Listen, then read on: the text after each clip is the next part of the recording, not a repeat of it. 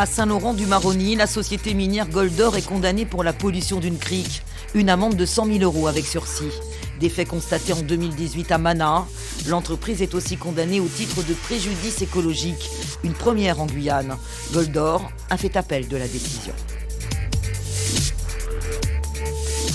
Un bateau transportant les fusées Ariane et Soyouz servant au trafic de drogue entre la Guyane et l'Hexagone. Des caissons aimantés remplis de cocaïne ont été découverts sur la coque du navire.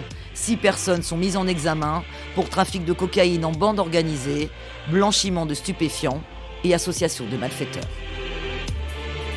Une marche blanche dans les rues de Cayenne après la découverte à Cacao du corps de Karina Gama de Souza, 23 ans, enceinte de 3 mois.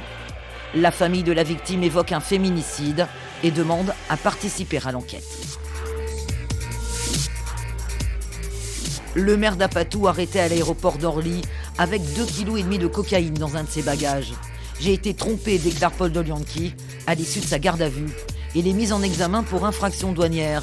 Le maire d'Apatou encourt jusqu'à 10 ans de prison. Près de 600 kg de cocaïne saisie au port de commerce de Dégradé-Cannes après plusieurs mois d'enquête. Un cadre de la Somarie travaillant sur la plateforme portuaire fait partie des 4 personnes interpellées. Une saisie record en Guyane. Les violences conjugales en très forte augmentation en Guyane depuis la crise Covid. Près de 2 fois plus d'affaires enregistrées par le parquet de Cayenne en 2020 par rapport à 2019. Jugés en appel, les meurtriers du commerçant Maurice Chentegno sont condamnés à 18 et 25 ans de prison.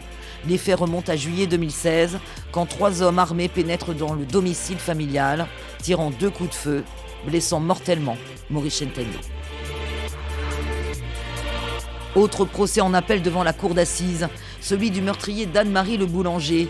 Darwin Asprilla est condamné à la réclusion criminelle à perpétuité, assorti d'une peine de 22 ans de sûreté.